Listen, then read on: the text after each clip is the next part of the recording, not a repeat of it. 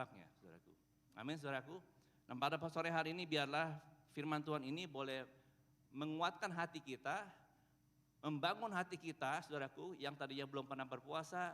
Mudah-mudahan setelah dengar khotbah ini, hatinya terbakar untuk berpuasa. Yang saat ini sedang ragu mau puasa atau enggak ya, mau puasa atau enggak ya, mau puasa kok kayaknya lapar banget ya.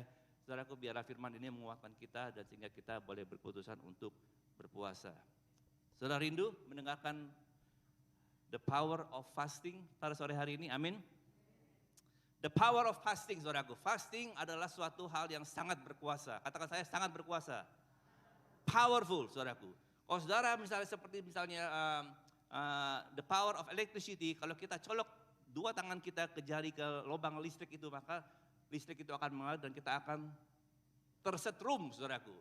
Kesetrum itu bukan seperti kita spa kaki, saudaraku, tapi kesetrum kita kaget karena it's so powerful.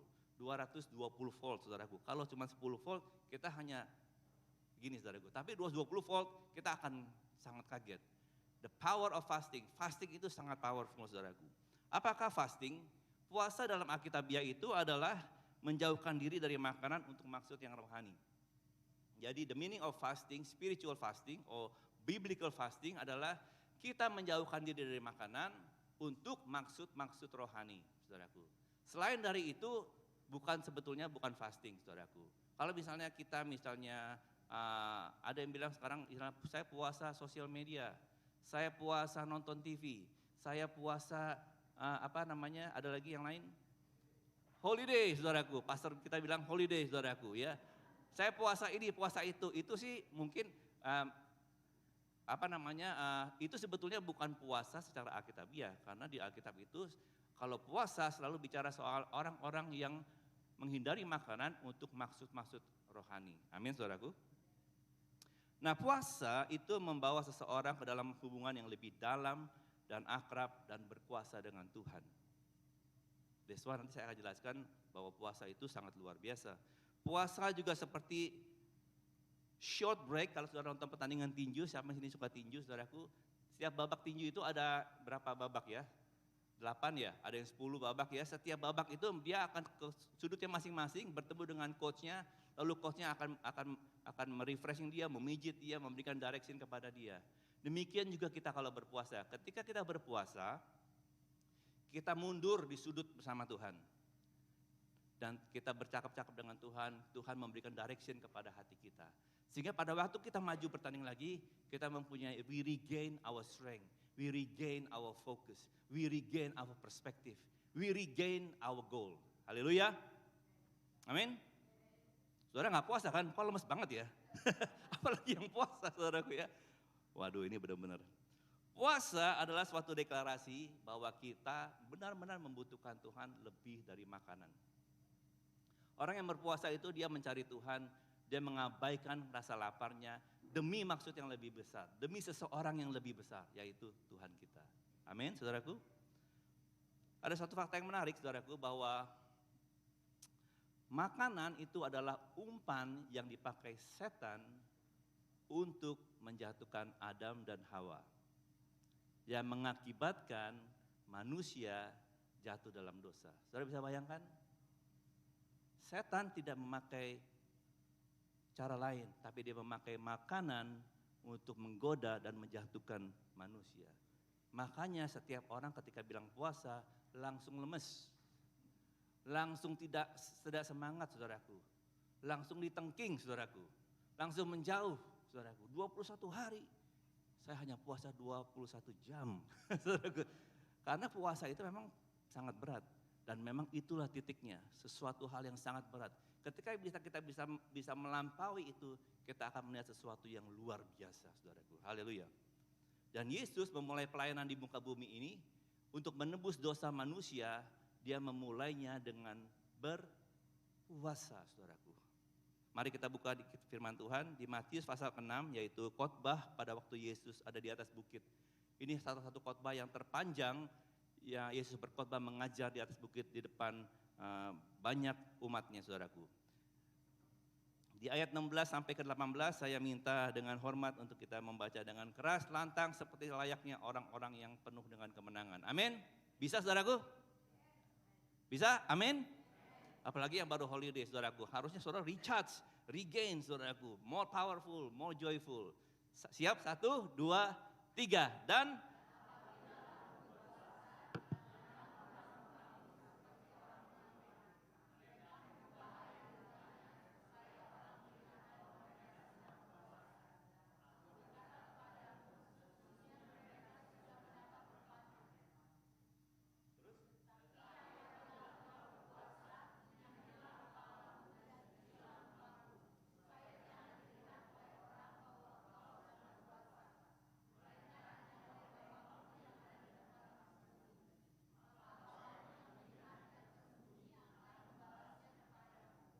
saudara perhatikan di sini ketika Yesus mengajar soal berpuasa, dia memberikan cara yang khusus untuk berpuasa. Yaitu puasa itu adalah suatu ibadah yang sangat personal. Puasa adalah suatu ibadah yang sangat private. Artinya bukan untuk dilihat orang, bukan untuk orang lain, bukan untuk gereja, bukan untuk pastor saudara, bukan untuk siapapun. Tetapi puasa itu adalah antara engkau dengan Bapa. Karena ketika kita melakukan itu dengan cara yang tersembunyi, artinya kita menyimpan dalam hati kita sungguh-sungguh menarik diri kita dan berpuasa di hadapan Tuhan, hanya kita dan Tuhan.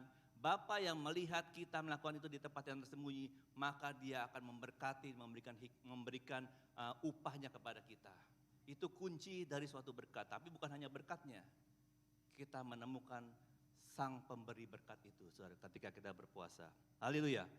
Khotbah di bukit ini, Tuhan Yesus mengajarkan mengenai 3 hal. Suatu kewajiban dari orang Kristen. Kalau saudara baca di Matius pasal ke-6 nanti, saudaraku, di ayat yang pertama itu tidak ada di layar, tidak usah dibaca, saudaraku. Dikatakan bahwa apabila kamu melakukan kewajiban-kewajiban ini, saudaraku, yaitu apabila kamu memberi, apabila kamu berdoa, apabila kamu berpuasa. Di dalam bahasa Inggris dikatakan when you give, when you pray, and when you fast, saudaraku. It doesn't say that if you give, if you pray, or if you fast.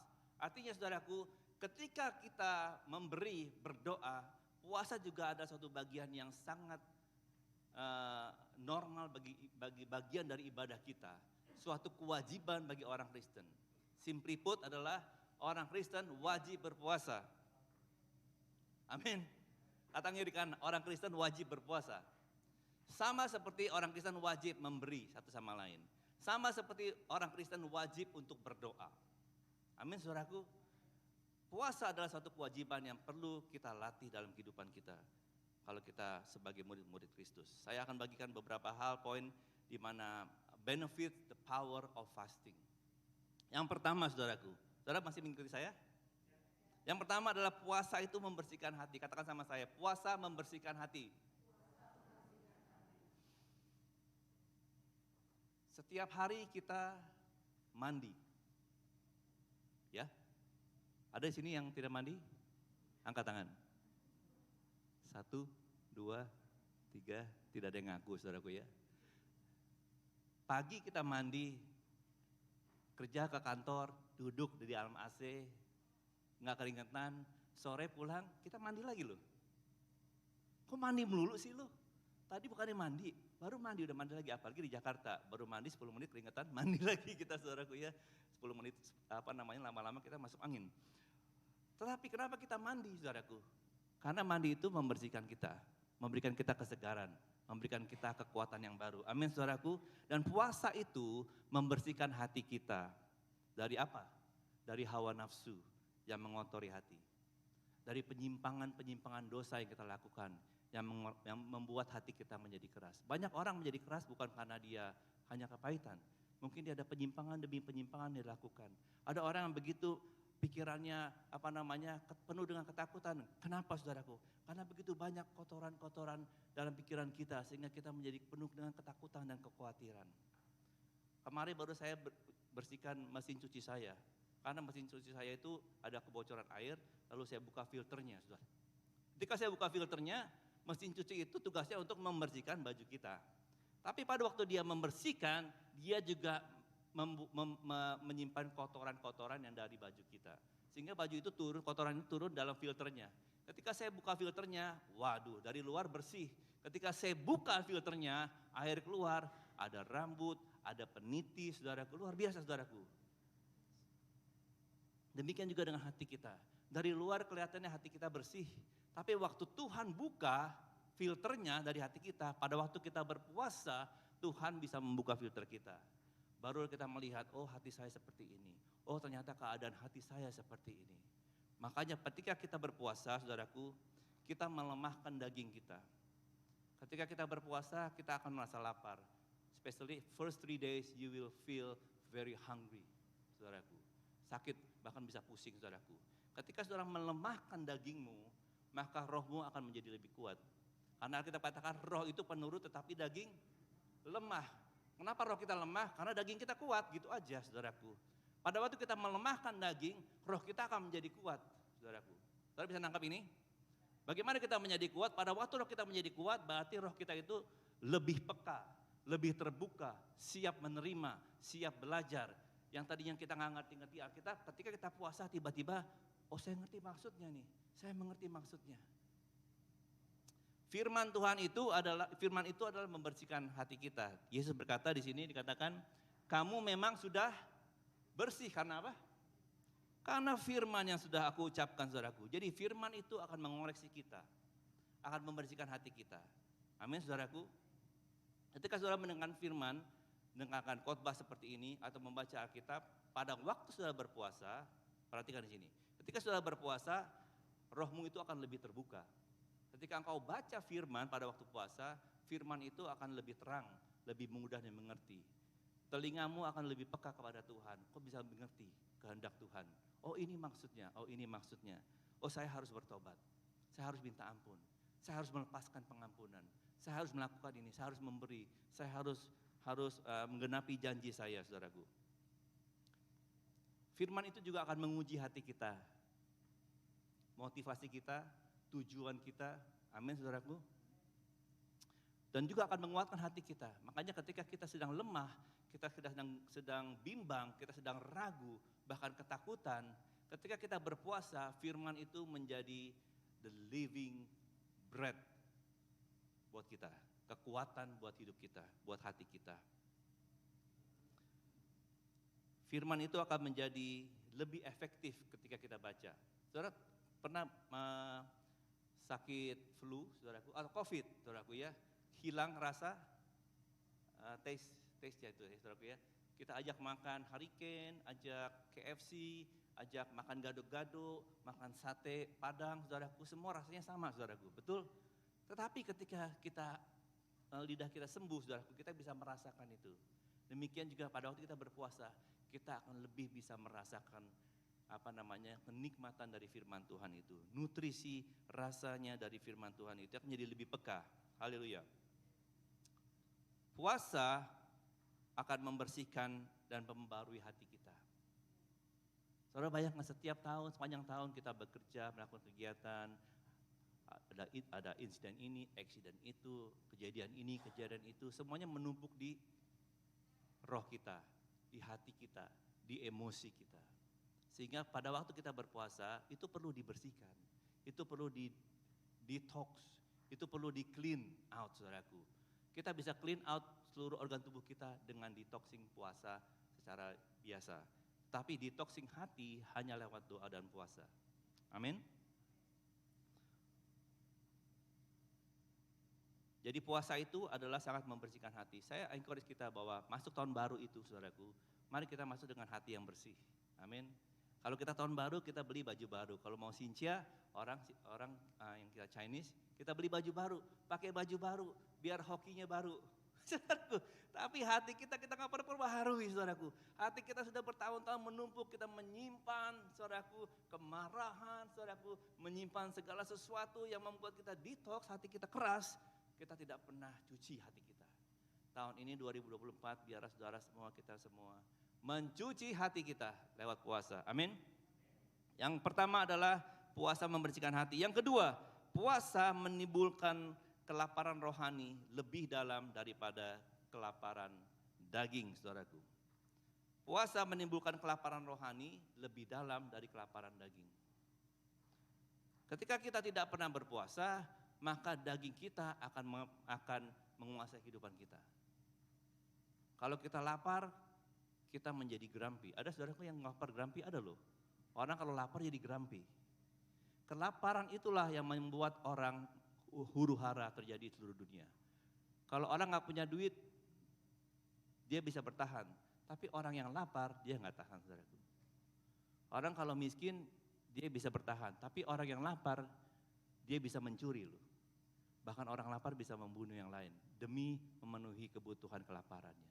Oleh karena itu, saudaraku, kelaparan rohani itu, saudaraku, kita tidak akan bisa bertumbuh dalam Tuhan, iman kita kepada Tuhan tanpa kita berpuasa. Nanti saya buktikan. Puasa itu akan menolong kita untuk lapar kepada Tuhan lebih dalam dari kelaparan jasmani. Tubuh kita itu punya hormon lapar. Kalau kita lapar, kita akan cari makan. Betul saudaraku? Kita nggak perlu diingatkan lagi. Kalau kita lapar, kita nggak perlu set alarm. Jam segini kamu harus lapar loh. Nggak perlu saudaraku. Kita lapar itu akan datang dengan sendirinya. Karena ketika membutuhkan makanan, hormon itu akan bekerja dan meng-create rasa lapar, saudaraku. Itu how our flesh works, how our physical body works, saudaraku. Tapi pada saat kita lapar, lalu kita mengalihkan kedagingan itu kepada Tuhan, saudaraku. Kita menggantikan rasa lapar itu yang harusnya kita makan, kita membaca Alkitab, kita berdoa, kita menyembah Tuhan, kita bersekutu dengan Tuhan. Nanti ketika Tuhan memuaskan saudara kerohanian saudara, maka rasa lapar itu akan hilang. Saudara pernah alami itu, saudaraku, ketika saudara berpuasa? Ketika saudara berpuasa lapar, saudaraku, pikirannya mau makan, betul kan, saudaraku? Ketika saudara mau makan, saudara nggak mau makan. Saudara datang berdoa, membaca firman Tuhan, menyanyi, berdoa, menyanyi, baca firman Tuhan, berdoa. Nanti saudara akan kenyang. Kenapa? Karena the spirit is greater than our flesh. But we've been defeated by thinking that our flesh is so important that we neglecting our spirit. Saya bisa tangkap ini, saudaraku? Oleh karena itu puasa itu akan menolong kita untuk menstimulate kelaparan rohani. The problem of the church right now is because they are not hungry enough. The people of God, they are not hungry enough for God. They come to the church, they're just attending. It doesn't matter if they meet God or not. They listen to the word, the next day they forget. Because that is not so important. But they still remember the food, the lunch that they had on Sunday. Can you imagine that? Can you see that how the devil, how the evil spirit, ular itu terus bekerja dengan cara yang sama. He substitute the tree of life with a fruit. Dia menggantikan pohon kehidupan itu dengan sebuah buah, saudaraku. Kita sebut apel, gitu, seperti apel ya. Satu pohon digantikan dengan sebuah apel, saudaraku. Bayangkan, dan kita sangat menikmati apel itu. Kita begitu tertipu bahwa apel itu luar biasa, apel itu segalanya. Kita ambil itu dan kita nikmati. Yang kita pikir kita mendapatkan segalanya. But we've been defeated because we didn't see, we missed the tree of life in our life. Di Markus pasal ke-7 ada suatu ibu yang sedang mempunyai seorang anak yang kerasukan setan, saudaraku. Dan dia seorang ibu yang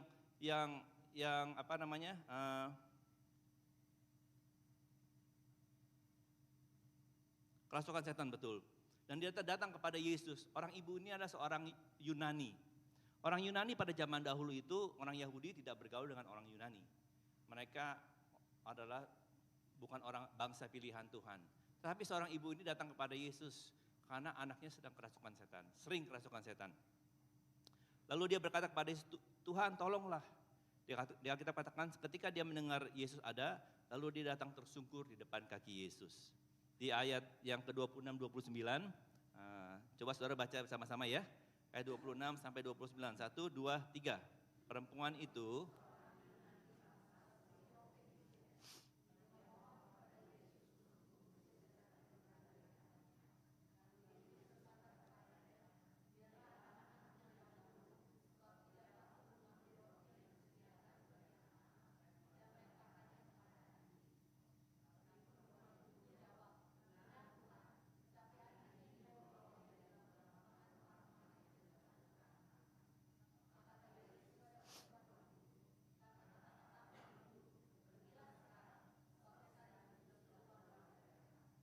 Haleluya. Karena ibu ini seorang yang sudah kepepet, saudaraku. Dia akan lakukan segalanya, saudaraku. Bahkan jawaban Yesus itu jawaban yang menolak sebetulnya. Betul saudaraku ya, dia menolak. Karena kamu bukan orang Yahudi. Tapi karena dia sudah kepepet, sudah tidak ada jalan lagi, saudaraku. Dia lakukan apa aja. Nah apa-apa Tuhan, walaupun remah-remahnya yang jatuh dari meja pun akan saya ambil. Saya bersyukur. Memang saya tahu saya bukan anak, bukan orang bangsa pilihan. Saya tidak layak duduk di satu meja dengan engkau. Tapi ada remah-remah yang datang pun saya akan ambil itu. Perhatikan saudaraku. Orang yang lapar, a hunger person will desperate, saudaraku. Orang yang lapar dia akan desperate. Orang yang desperate itu akan melakukan segala sesuatu. Amin saudaraku. Kalau saudara sebagai orang tua sudah desperate, anaknya sudah sakit, apa aja kita mau buat, betul saudaraku? Rumah sakit manapun yang jauh kita akan datangi. Obat apapun kalau kita mampu kita akan beli, saudaraku. Desperation membuat kita itu melakukan apa aja, saudaraku. Bahkan melampaui semua aturan-aturan yang ada. Betul nggak saudaraku? Karena kita desperate. Dan puasa itu, saudaraku, akan mengembalikan our desperation, our hunger to God. Saudaraku. Kenapa kita tidak, gimana ya? Kenapa kita suam-suam kuku? Kenapa kita kok biasa-biasa saja gitu ya? Kenapa kita doa juga nggak semangat, baca Alkitab apalagi saudaraku? Kenapa? Karena kita nggak desperate. Karena kita tanpa itu pun kita masih bisa hidup. Saudara ngerti maksud saya, saudaraku? Tanpa itu pun saya senang. Saya bisa jalan-jalan, saya bisa holiday, saya bisa makan, saya bisa ke restoran, saya bisa apa aja saya buat, saya ada. Karena saya mampu.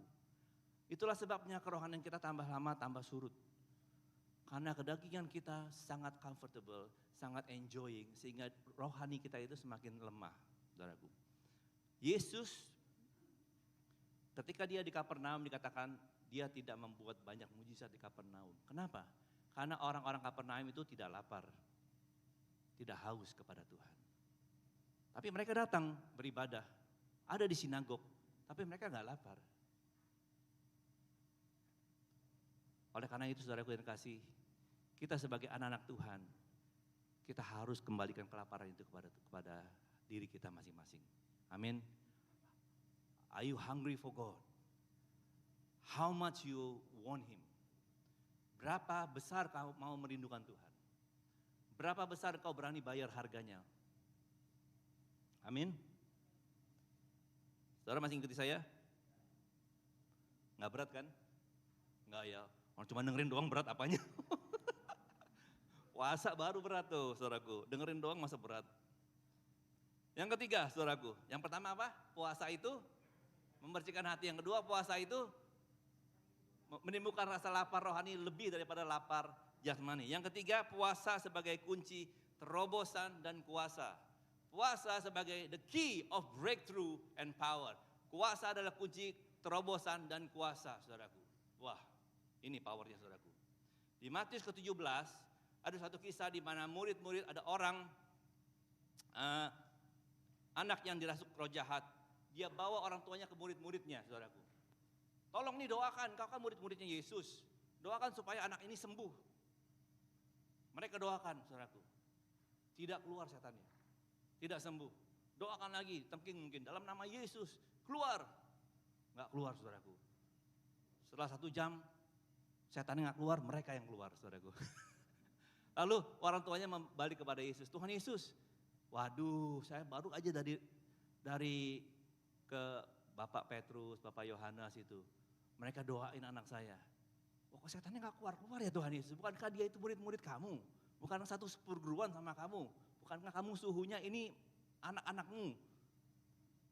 Waduh, terus Tuhan mengusir dia. Habis itu murid-murid bengong. Kita gak bisa ya? Tadi kok kita gak bisa?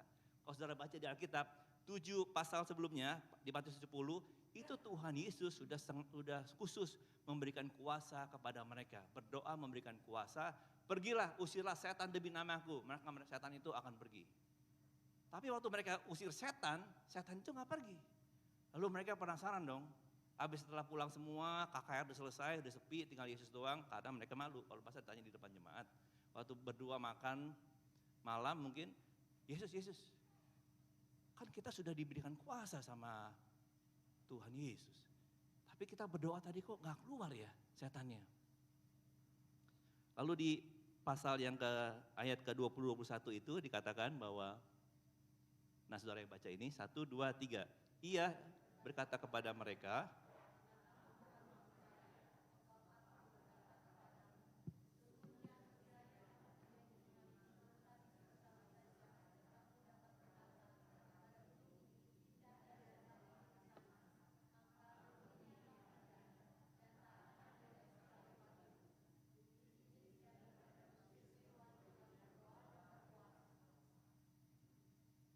nah saudara perhatikan baik-baik bahwa jenis ini tidak bisa dilakukan kecuali dengan doa dan berpuasa. Saudaraku yang terkasih, Tuhan Yesus sudah memberikan kuasa kepada mereka.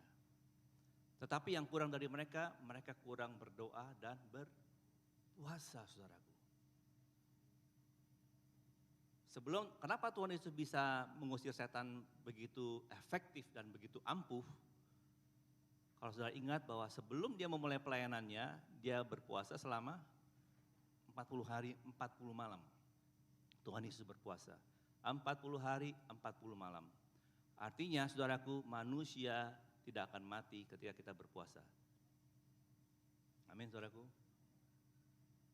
Wah saya takut Pak, migrain saya pecah, kepala saya pecah, hati saya anfal, atau liver saya rusak saudaraku, mah saya kambuh saudaraku, tubuh saya hancur, rusak karena puasa. Saya jamin tidak akan saudaraku. Saudara tidak akan sakit karena puasa demi Tuhan, untuk Tuhan. Amin saudaraku. Saya ingat waktu kesaksian, saya ingat pada waktu pertama kali kita mencanangkan doa puasa, tahun berapa itu ya, saya lupa. Pak Niko sama 7 tahun, 8 tahun ya, lebih ya, 10 tahun ya, 10 tahun ada ya, 10 tahun yang lalu saya juga lupa saudaraku. Itu pertama kali gereja eklesia mengadakan puasa 21 hari. Saya selama puluhan tahun di gereja eklesia, saya tahu tidak pernah puasa kita. Yang ada kita makan, makan, dan makan, saudaraku. Kita banyak berdoa, kita banyak bernyanyi, tapi tidak pernah berpuasa. Ketika kita mencanangkan puasa, gempar gereja saudaraku. Jemaat langsung, puasa, berapa lama? 21 hari, pingsan semua saudaraku. Slain in the spirit semua, saudaraku. Pada bingung semua. Lalu saya sampaikan, saya encourage mereka saudaraku, banyak yang datang kepada saya. David saya nggak pernah puasa, semuanya hampir tidak pernah puasa. 90% tidak pernah puasa dalam hidup mereka saudaraku. Mungkin banyak di sini yang ada masih ada di sini ya teman-teman ya. Saya punya sakit migrain, saya sakit kepala, saya sakit mah, saya sakit apa lagi banyak dah. Saya bilang saya juga nggak mau disalahkan saudaraku ya, gara-gara kamu sih itu sakit semua nih. Saya bilang saya minta hikmat Tuhan, saya bilang gini, kamu puasa sesuai kemampuan kamu masing-masing, sesuai apa yang Tuhan gerakan. Kalau nggak bisa 21 hari nggak apa-apa Ci, nggak apa-apa bu, nggak apa-apa, lakukannya sekuatnya. Kalau nggak bisa seharian nggak apa-apa, seberapa jam. Dan kalau ada sakit sakit tertentu, please consult with your doctor. Don't listen to your pastor only, oke? Nanti kita disu, betul nggak saudaraku? Kalau saudara ada penyakit, mesti minum obat, please consult with your doctor. Oke, mereka lakukan. 1 minggu paling berat memang, kalau minggu pertama itu paling berat. 3 hari pertama lebih berat lagi, saudaraku. Seminggu berikutnya dapat laporan, oh saya bisa loh Fit, saya bisa loh. Pusing saya saya nggak sakit kepala, saya kuat, padahal saya harus bekerja. Saudaraku, saudara tahu, at the end hampir semua jemaat, saya yakin hampir semua jemaat itu melakukan tuntas 21 hari puasa, saudaraku. Haleluya, beri Tuhan buat jemaat mula-mula itu, saudaraku. Jemaat mula-mula, jemaat yang luar biasa, saudaraku. Saya terima banyak kesaksian, sampai saya create itu email kesaksian, saudaraku ya. Orang yang sakit ini, sakit migrain, saudaraku, sakit kepala, sakit pinggang, sakit apa lagi, saudaraku, sembuh total, saudaraku. Amin, saudaraku. Jadi ketika kita berpuasa, puasa itu bukan suatu kegiatan jasmani, bukan. Itu ibadah, kegiatan rohani. There is a power behind it, the spirit of God, the power of God. the breakthrough of the power of God itu akan terjadi dalam kehidupan kita. Kalau kita berpuasa, kita akan mengalami terobosan dalam kehidupan kita. Mungkinkah saudaraku jawaban yang saudara sedang tunggu-tunggu? Mungkinkah saudaraku kesembuhan yang saudara sedang doa-doakan? Mungkinkah saudaraku terobosan mujizat yang saudara sedang nanti-nantikan itu belum terjadi karena saudara belum berpuasa? Oleh karena itu jangan tunggu lama-lama. Setelah ini saudaraku, tekadkan hati saudara. Mulai hari ini saya mau berpuasa, cari Tuhan sungguh-sungguh dan belajar berpuasa. Amin saudaraku. Puasa memposisikan diri kita untuk menerima terobosan dan kuasa dan tuntunan dari Tuhan. Saya ulangi lagi. Puasa akan memposisikan diri saudara untuk menerima terobosan, kuasa dan tuntunan Tuhan. Seringkali kita tidak mendengar tuntunan, tidak mengerti tuntunan Tuhan karena kita jauh dari hadirat Tuhan. Seringkali kita tidak bisa mendengar suaranya karena kita jauh dari Tuhan. Seringkali kita tidak mengalami mujizat Tuhan ketika Tuhan mau melakukan mujizat, saudara tidak ada di tempat, tidak hadir. Amin saudaraku. Saudara ingat waktu SD, di absen tiap hari, hadir Pak, Budi, hadir. Mira, hadir saudaraku. David, hadir. Mau dijamah, mau disembuhkan si David, mana ya David hadir? Gak hadir, oke lewat. Seringkali itu yang terjadi dalam kehidupan kita. Tuhan mau melakukan sesuatu dalam kehidupan kita tidak hadir. Amin. Tuhan mau bicara buat kehidupan saudara, hari Minggu tidak hadir di ibadah. Tuhan mau menjamah saudara, saudaraku, waktu doa tidak hadir. Tuhan mau melakukan memulihkan saudara, waktu komsel tidak hadir. Tuhan bilang, gimana ya? Saya juga nggak tahu. Saudaraku, amin saudaraku, karena kita tidak hadir. Oleh karena itu, hadirlah. Posisikan diri saudara di hadirat Tuhan. Posisikan diri saudara di kaki Tuhan. Amin. Amin. Ya. Yang keempat saudaraku, puasa itu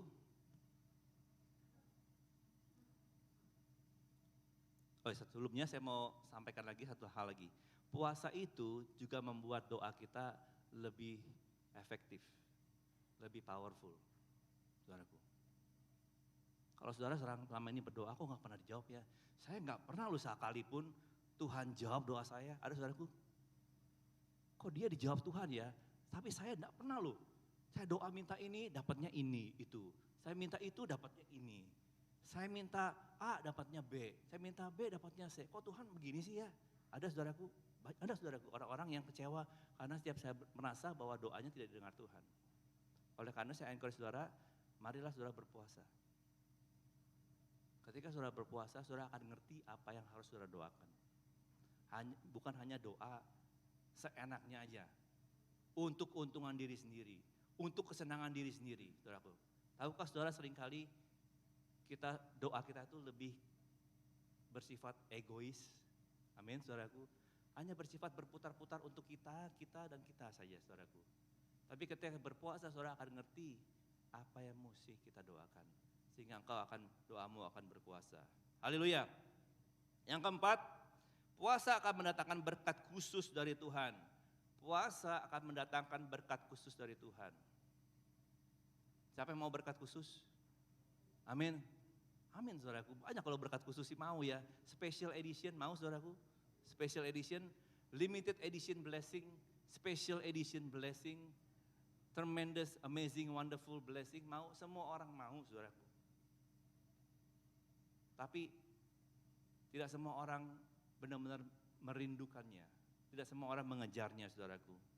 Ketika Daniel, di kitab Alkitab Daniel itu ya, ada dalam pembuangan di Babel, dia berpuasa, dia menghindari makanan-makanan enak, makanan-makanan raja, mungkin steak, ribs, saudaraku ya, apalagi yang makanan-makanan raja pokoknya, saudaraku.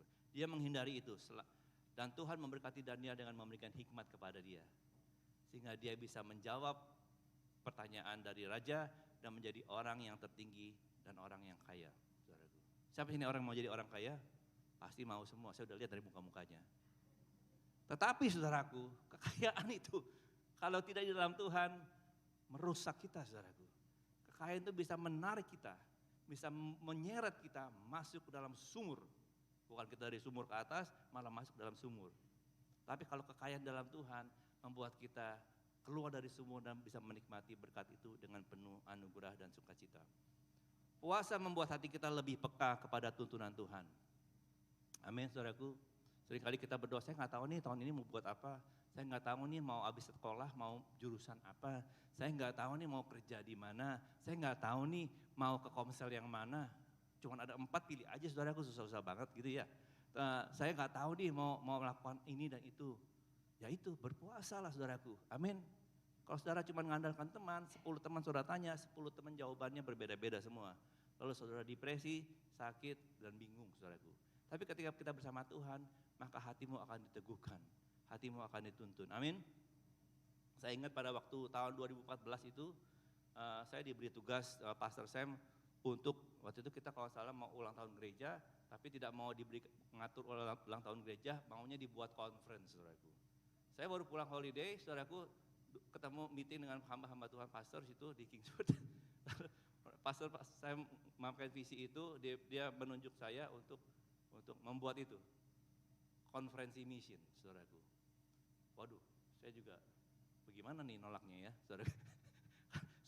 sudah ditugaskan begitu, oke, saya setuju. Saya ingat suruh berdiri di tengah, semua pastor mendoakan. Wah, kalau mendoakan memang paling gampang sih, saudaraku. Tapi melakukannya setengah mati, saudaraku ya, amin. Habis itu pulang saya bingung, mau ngapain saya ini? Dia maunya visinya itu mengundang gereja-gereja, membuat conference, bukan celebration church birthday, tapi konferensi bangsa-bangsa. Bangsa-bangsa saya bilang, gimana caranya bangsa-bangsa? Orang saya pun enggak pernah tuh ngelihat gereja Indonesia bikin acara gabungan bangsa-bangsa, enggak pernah, saudaraku. Jadi saya pulang itu, saya mikirin aja gimana itu kan. Lalu saya ambil waktu puasa karena saya bingung, saudaraku, terus terang. Bagaimana caranya nih?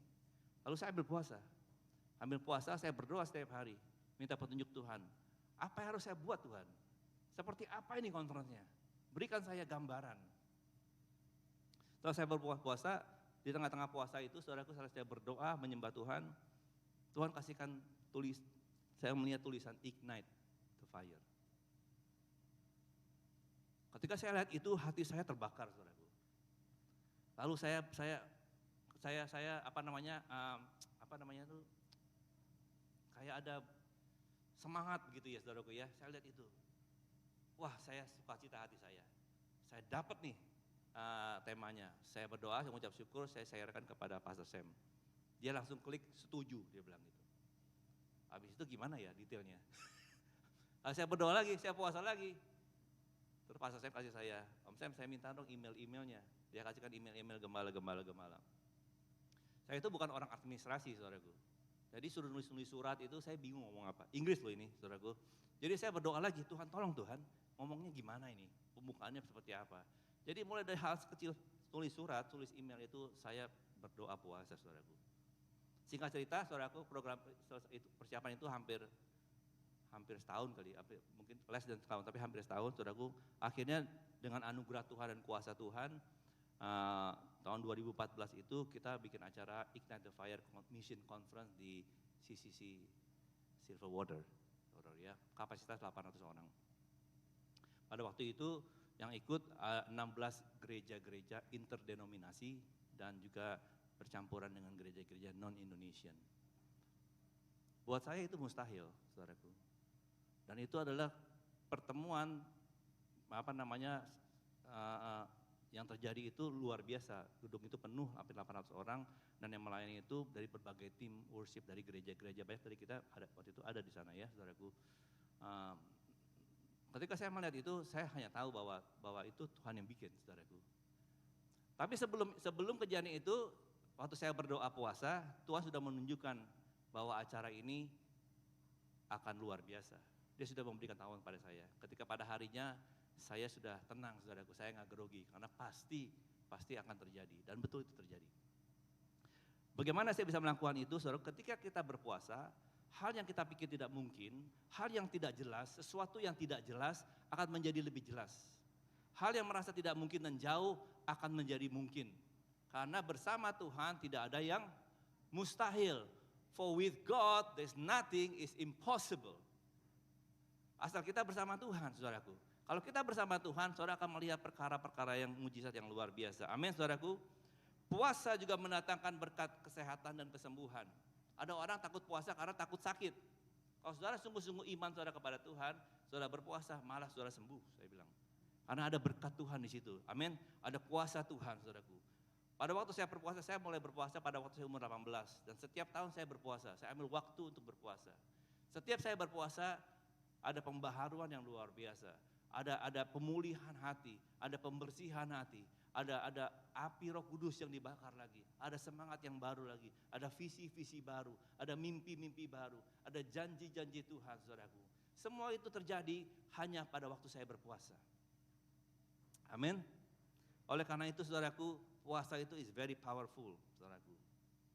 Ketika kita berpuasa, maka Yesaya 58 ayat 8 saya bacakan, pada waktu itulah Tuhan berkata, pada waktu apa itu? Pada waktu berpuasa, karena Yesaya 58 bicara soal puasa. Tuhan bilang pada waktu itulah terangmu akan merekah seperti fajar dan lukamu akan pulih segera. Puasa merendahkan diri, puasa itu kita merendahkan diri di hadapan Tuhan. Ketika kita puasa, Tuhan akan memulihkan dan menyembuhkan kehidupan kita. Apapun penyakit saudara, tidak ada yang mustahil. Allah sanggup menyembuhkan. Amin. Yang kelima, yang terakhir adalah puasa akan membebaskan. Puasa akan membebaskan. Ketika Anda berpuasa, harapkan mujizat, saya bilang. Ketika saudara berpuasa, expect miracles. Jangan hanya berpuasa, hanya ya sekedar. Tapi puasa itu dengan penuh determinasi, dengan penuh pengharapan. Tuhan, beri aku janji baru, beri aku tuntunan baru, berikan aku kelepasan, berikan aku kesembuhan. Mungkin saudara ada perkara-perkara tertentu, hal-hal tertentu yang begitu berat, yang begitu mustahil, yang begitu besar dalam kehidupan saudara, yang tidak mungkin secara manusia saudara bisa menangi atau hadapi. Dengan puasa saudara sanggup memenangkan itu, saudara. Dengan puasa raksasa itu bisa dikalahkan. Di Daniel pasal yang ke-10, Daniel juga berpuasa, saudaraku. Dia berdoa karena menangisi bangsanya, saudaraku, keadaan bangsanya. Dikatakan di situ, saudara, ketika dia berpuasa selama 21 hari, dia tidak menerima jawaban. Pada hari yang ke-21, datanglah malaikat Tuhan kepada dia. Lalu di ayat yang ke-12 dan ke-13, mari saudara baca bersama-sama, 1, 2, 3. Lalu katanya kepadaku,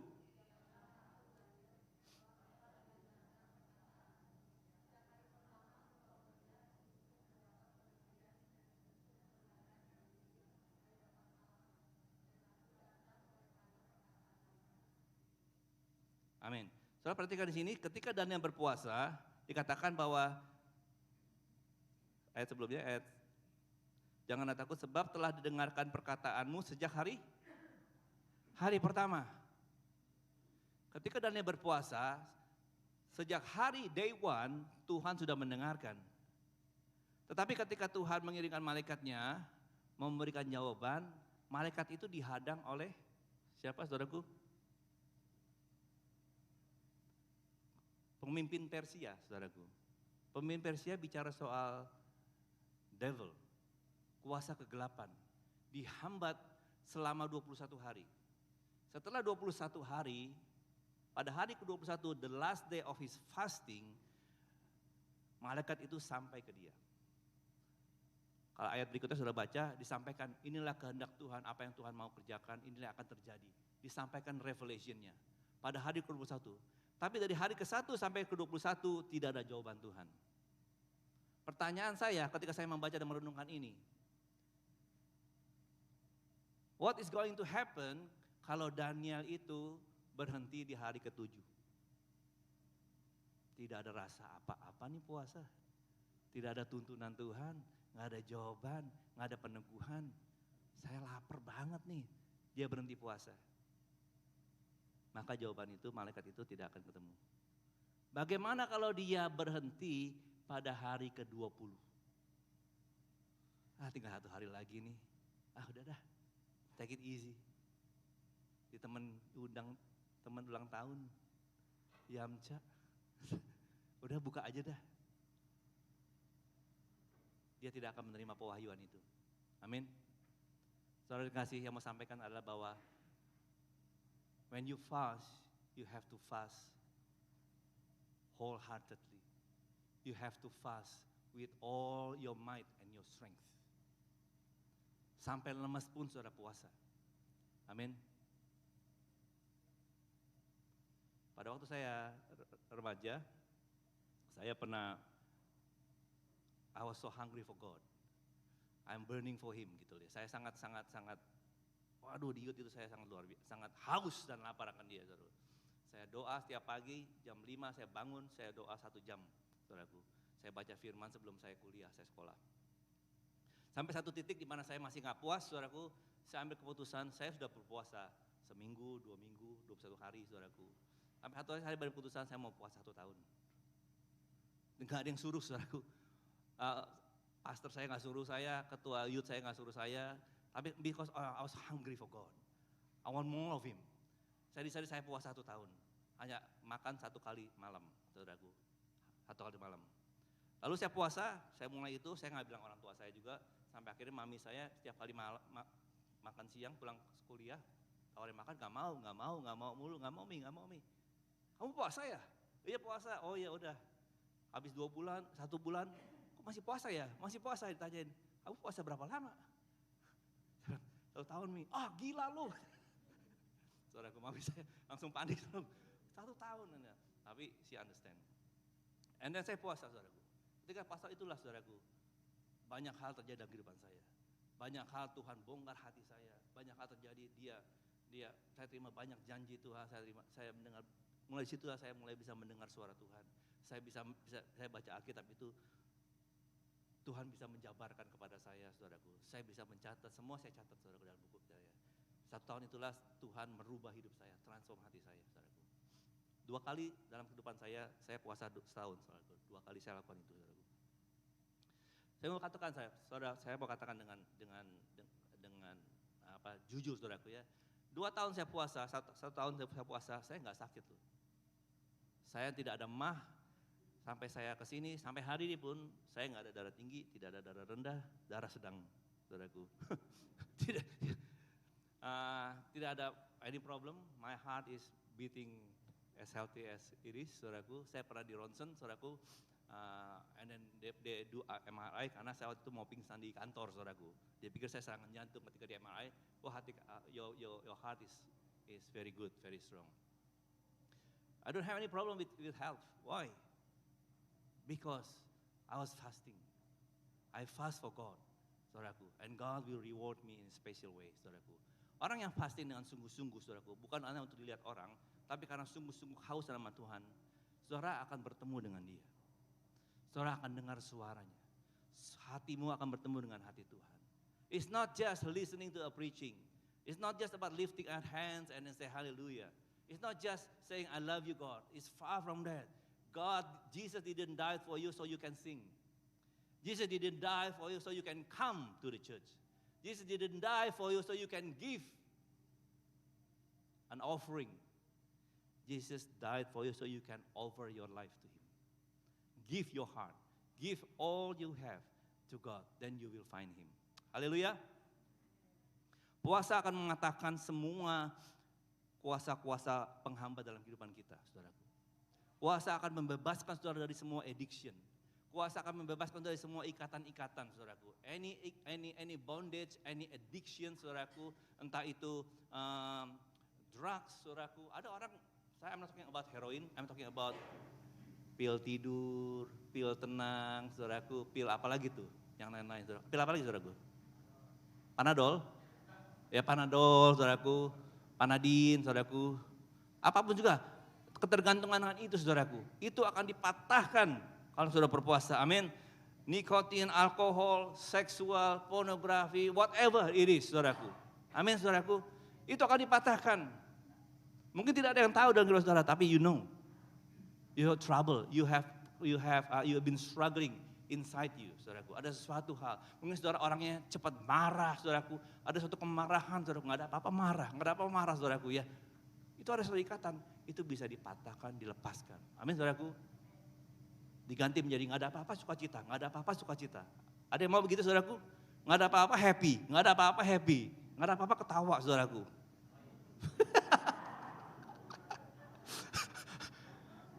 Nggak ada apa-apa sukacita. Mau nggak begitu saudaraku? Siapa yang mau? Saya mau saudaraku, nggak ada apa-apa saya sukacita. Amin. Because my heart is overflow with joy. The joy of the Lord, not the joy of the world.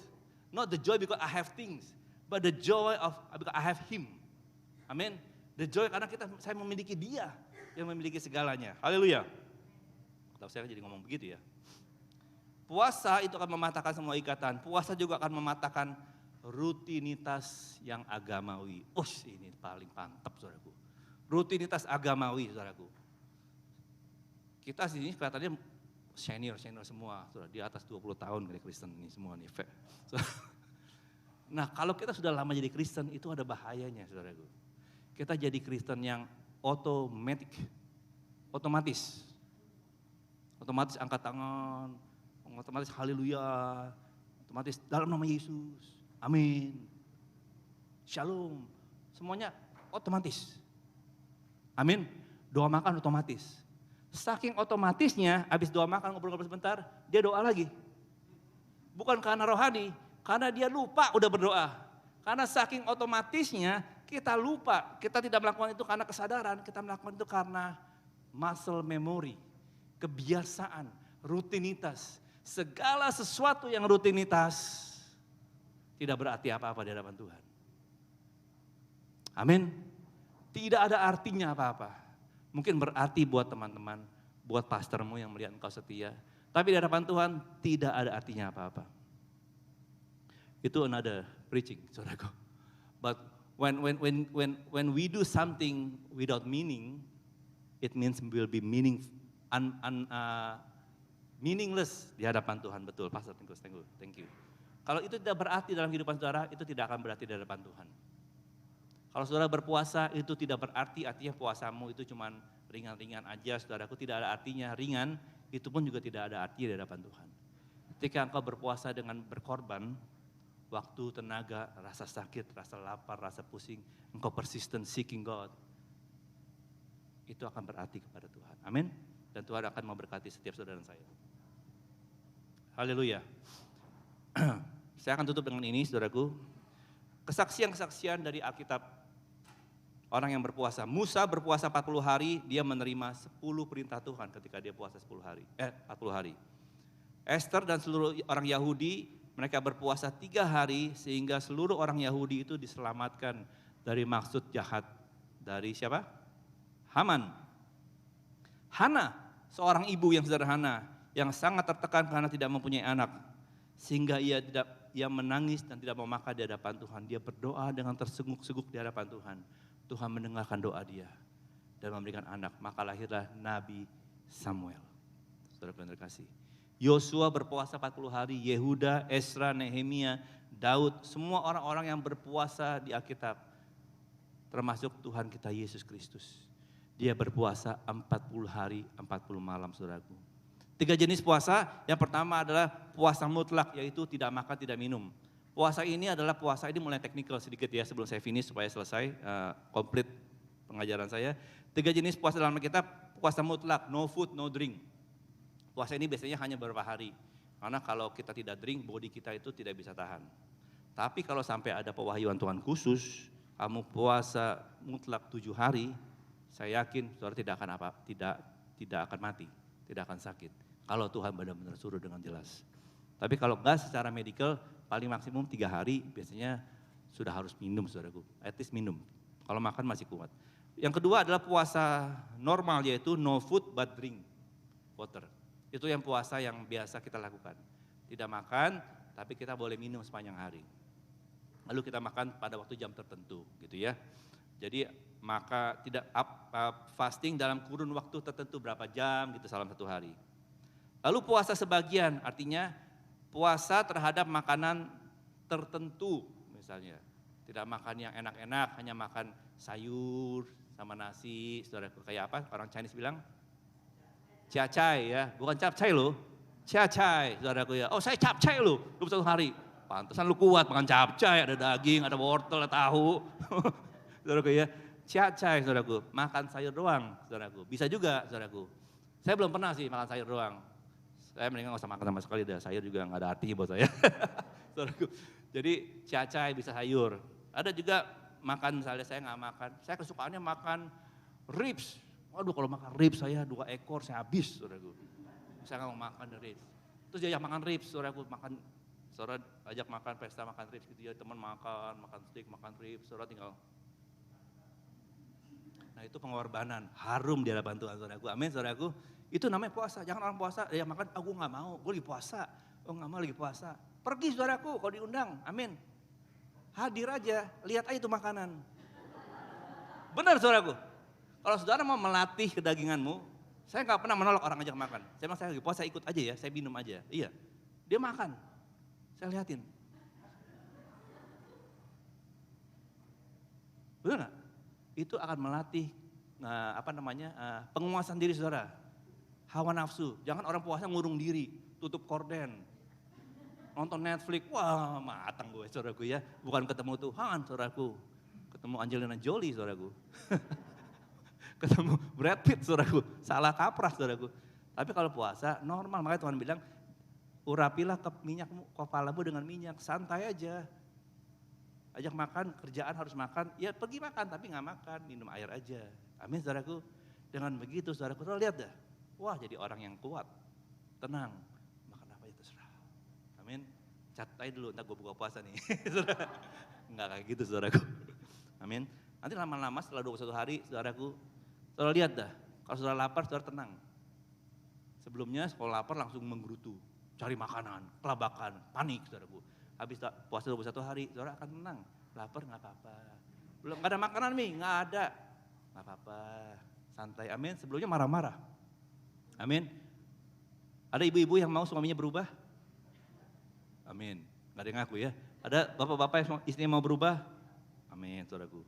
Berapa lama kita berpuasa variasi? Alkitab itu ada mencatat 3 hari, 7 hari, 21 hari, 40 hari, saudaraku. Terserah saudara. Amin. Saya undang tim Presiden Worship untuk maju. Tip praktis, saudaraku terakhir, tip praktis untuk puasa.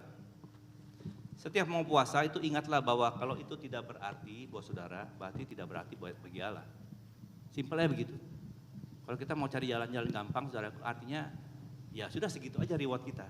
Tapi kalau kita sungguh-sungguh konsekuen, disiplin, walaupun saya lapar, saya tahan, saya menyanyi, membaca firman Tuhan, saudara akan bertemu dengan Tuhan, Tuhan akan memuaskan hati saudara, dan saudara tidak akan lapar lagi. Lapar itu akan hilang, karena roh saudara bangkit. Puasa adalah doa yang terus-menerus dan berkelanjutan di hadapan Tuhan. Waktu-waktu puasa, saya anjurkan jangan nonton TV, jangan nonton Netflix, jangan nonton Bing atau apa tuh, yang lain-lain, jangan nonton film seri, itu harus semua disingkirkan. Amin. Kalau nonton berita bolehlah, kalau perlu-perlu aja, kalau nggak perlu nggak usah. Digantikan waktu nonton Netflix, digantikan dengan berdoa, membaca firman. Amin. Kalau saudara-saudara ibu-ibu yang sibuk punya anak 13, 2, 4, 5 gitu ya saudaraku ya. Gak apa-apa, habis selesai malam, tidur biasanya nonton Netflix atau ngecek Facebook, ngecek Instagram, ngecek yang lain-lain. Udah tutup semua, ambil waktu berdoa, menyanyi, menyembah Tuhan, baca firman. Bisa gak? Bisa ya. Bapak-bapak juga gitu, kita udah kerja capek, habis dinner makan biasanya mau nonton TV, santai, duduk, tidur. Amin. Habis itu diganti, jangan nonton TV, masuk ke kamar, baca Alkitab, berdoa. Saudara lihat setelah 21 hari sudah puasa, hidupmu berubah. Kalau nggak berubah, telepon saya, kita konsultasi. Saya juga mau belajar, kenapa nggak berubah ya? Amin saudaraku. Karena Tuhan kita nggak pernah liburan, dia nggak pernah annual leave. Amin saudaraku, dia hadir dan janjinya ya dan amin, firmannya dan amin. Saya tutup dengan firman Tuhan ini. Yeremia 29 ayat 13, mari kita baca bersama-sama, kita bangkit berdiri. Ada nggak di sini ya? Yeremia 29 ayat 13.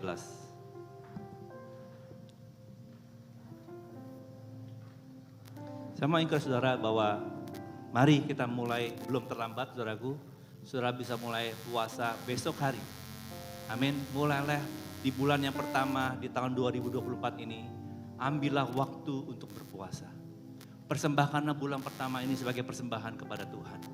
Seperti persembahan persepuluhan yang kau berikan, bulan yang pertama ini kau bawa persembahan kepada Tuhan. Tuhan, aku memberikan persembahanku kepada engkau. Di awal tahun ku bawa persembahanku kepada engkau. Yeremia 29 ayat 13 kita baca bersama-sama dengan keras. 1, 2, 3. Apabila kamu mencari aku, kamu akan menemukan aku. Apabila kamu menanyakan dengan segenap hati. Amin. Kita katakan, Yesus berkata, apabila kamu mencari aku, kamu akan menemukan aku. Apabila kamu menanyakan aku dengan segenap hati. Kuncinya adalah kita mencari Dia dengan segenap hati. Amin. Mencari saja kadang-kadang gak cukup. Karena ketika kita menghadapi tantangan, kita menghadapi kesulitan, kita menghadapi kelaparan, kita menghadapi sesuatu yang kesenangan dunia, kita bisa meninggalkan Dia. Tapi mencari Dia dengan segenap hati artinya apapun yang lain semuanya itu tidak berarti asal ku dapatkan Dia. Kalau saudara mengejar Dia dengan sikap hati seperti itu, saya jamin seyakin-yakinnya engkau akan bertemu dengan Tuhan. Engkau bertemu dengan Yesus yang kau ikuti. Engkau bertemu dengan Dia yang kau nyanyikan sepanjang minggu. Engkau akan bertemu mendengar suaranya. Bukan hanya buku Alkitab yang kita baca, tapi the text become the voice of God. The logos turn into rhema. The word turn into a living revelation to us. Saudara kasih, mari kita tundukkan kepala. Mari kita ambil waktu sejenak untuk